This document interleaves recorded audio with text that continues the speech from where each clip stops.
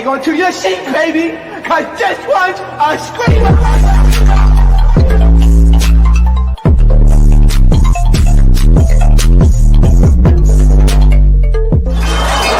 Are you not entertained? Are you not entertained? Are you not entertained?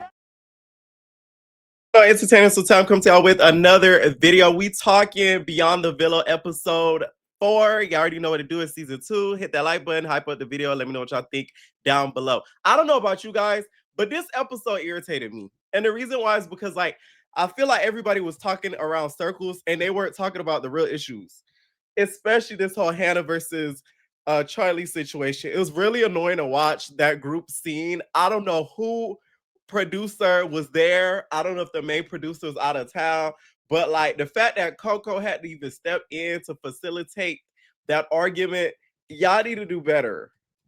Peacock, straight up, because that whole episode just got on my nerves. You know who I realize is cringe as hell on this series when they're talking? It's Hannah. This is Hannah. Clock it. Tell me the tea. Let's read. Like, bruh, she is so Gen Z coded that it's like it's almost cringe worthy. Like, why do you say like the most Gen Z type of stuff? Tell me the tea. Clock it. What's the deets? Like, it's just like, y'all peep that? Am I the only one? I just had to say that, y'all. I just had to say that. So the episode starts off with the cast being getting together. They're all going in different groups heading to Palm Springs. Okay, so we have Bella A with the dudes. We have Clark going with TJ, Amaya, and Iris. So everybody's going in their own groupings to Palm Springs. And a lot of anticipation is building up because we all know that Charlie is on the way to the house. And this would have been the first time Charlie is going to be in the same room with Hannah ever since he's been on these podcasts. Because the whole problem with this whole situation between them is the podcast. What we don't talk about enough is how the podcasts do start a lot of drama between the cast. I said this in a previous video. A lot of these podcasts, like, you know, the Veil Files and all that, okay, Vile Files and all of those podcasts, they're the ones that really start up a lot of the drama between the cast. Don't get me wrong, a lot of it still is the cast doing, but they kind of like initiate a couple of the stuff that goes on between them. So I'm not really surprised when they end up beefing.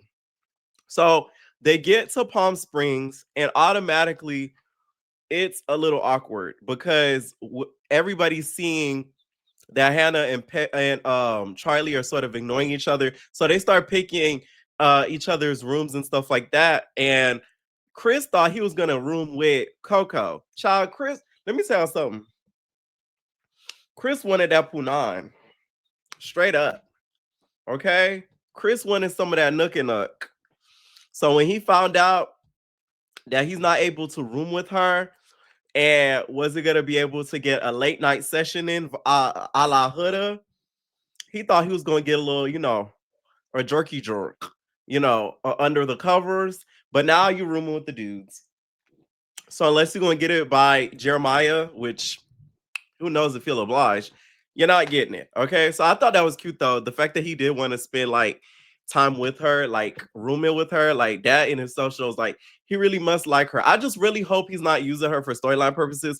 Because with these Love Island cast members, I don't trust them. Their intentions to me are always side eye to me because some of their intentions give, are y'all really wanting to be together, or are y'all doing this for camera time to be able to keep the storyline up and going?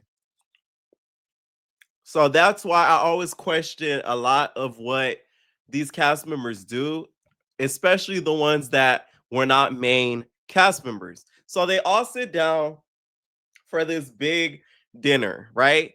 And everybody's saying, you know, how they're, because y'all got to understand, this is the end of 2025.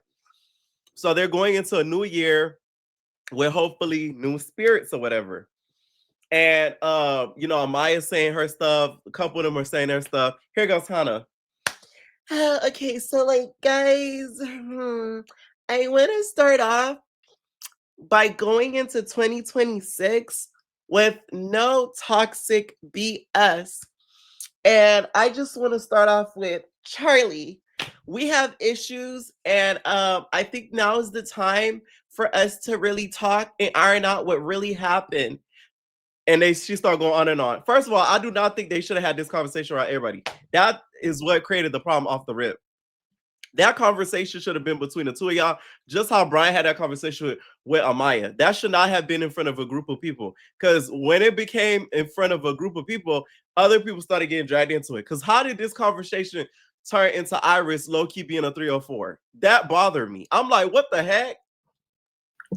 Now Hannah starts. I keep saying Hannah. Hannah starts talking about how was she supposed to cry 40 days and 40 nights? And I'm like, did we watch the same show? Because you did cry 40 days and 40 nights. It was 4 episodes and 4 nights. How about that? Like in Love Island calculations. You know what I'm saying? You got to calculate Love Island time frame differently than real life time frame. So you cried for 4 hours and 4 minutes. Okay, you did, right? Charlie says that the reason why Hannah is mad at him is because he looks like the victim, and that bothers her on the inside. I said that's a good point. I agree with Charlie when he says that. That's really is a good point because Hannah does seem like the type of person she likes to victimize herself a lot. What bothered me, what Hannah said was she got mad that Austin went on a podcast and said that she's a snake, which I'm like, how is Charlie supposed to control what Austin says? Austin gonna do and say what he wants to say. So how is he supposed to like stop him from saying that? So that to me was a stupid point. And then it starts gearing towards Iris and her apparently was talking to Pepe and saying how TJ's Snapchats and stuff were cringe. And I'm like, what the hell does that have to do with anything? That's why they shouldn't have had that conversation in front of the group. That really irritated me, to be honest, because it's like we drifted off the subject off the rip, and it bothered me because then he started kind of getting on Iris, making it seem as if she did Pepe so wrong, which once again, I'm not too mad at Pepe for feeling the way towards Iris because he has every right to feel the way that he did because the moment she left the villa, she went in and saw TJ. So anybody in his place would have felt that way. But please don't try to make it seem like Pepe was going to sweep her off her feet and give her the best life possible because he probably would have ended up breaking up with her just as soon as Brian did with Amaya. No shade. I could just tell. It gave that 100%. It gave he wanted to make it to the end just to have a possibility of a chance at winning. So please do not try to make Iris feel so bad and everything like that. Now, Iris, he did clock your T though, because it did not seem that you and TJ talked about the whole Snapchat situation because y'all kind of agreed on it, but it kind of felt like y'all agreed on it in that moment that you said that. Y'all just didn't want to look bad in front of the group. This is why you really got to be careful who you vent to and who you talk to because it was come back and throw it right in your face. That damn Pepe. And that's what Pepe Le Pew did. And I was with Hannah though when she was defending Iris because it's like you can't make somebody feel bad for not wanting to be with somebody.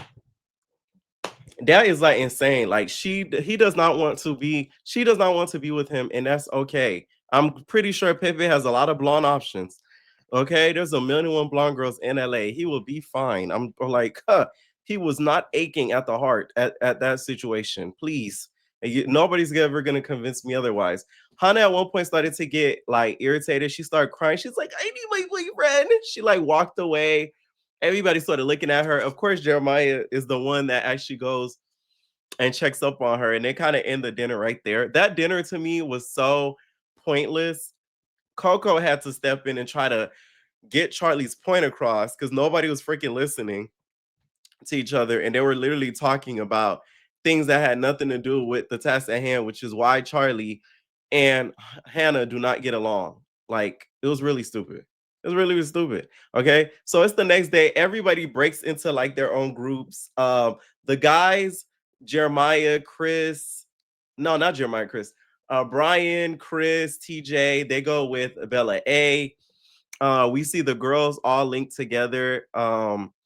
Except for Bella A. Y'all know they're pushing this whole Bella A is with the guys type of narrative, and they're making sure that's like a huge point in the story. Okay. At one point in this episode, Charlie sits with Jeremiah, and he kind of opens up and he talks about how his grandfather, it was either grandfather died before season 7, and then the grandfather died before All Stars, not All Stars, before Love Games, before they did the Love Island games. So he lost both his grandparents within that course of time. And of course, he went home early both series. I said a little sick joke in my head. It would have been so crazy if the producers after that scene was like, hey, it's time for you to go home. That would have been so flawed. Because that is so true how like both times he appeared, this is his third appearance on Peacock. He went home early. Like they sent him home like early both times. It was good to see that vulnerable side of him because we don't really get to know like personal details about a lot of these cast members. So it was good to see that with them. Also, Bella opens up this episode as well, and she talks about her sisters. Apparently, she has sisters and she has brothers, but she's more so cool with the brothers, and the sisters, she says, kind of live their own life, and they kind of throw her to the side. And she says she kind of has taken that in life, and that's why she's more of like a guy's girl. A lot of people don't talk about that enough. The stuff that you go through to childhood will affect you in adult life. I don't care what nobody says. That's why I have trust issues, because of my childhood. Nothing crazy happened to me, but it's certain things is why I have trust issues. So it's like it really does carry on with you. I don't care how much therapy you go through. I don't care the amount of work you go through. It still shows up in stuff that you do when you're a grown ass adult. It shouldn't be excused, don't get me wrong, but it shows up. And then the end of the episode, they end up doing this big birthday surprise for TJ. It was like an 80s birthday party, and he loved it. So that was pretty much the episode. Once again, this episode irritated me a lot. A lot. Okay. Let me know what y'all think down below. Who y'all think was in the right in this situation? Do you think Hannah was right or Charlie was right? I want to hear what y'all think. And we all babies.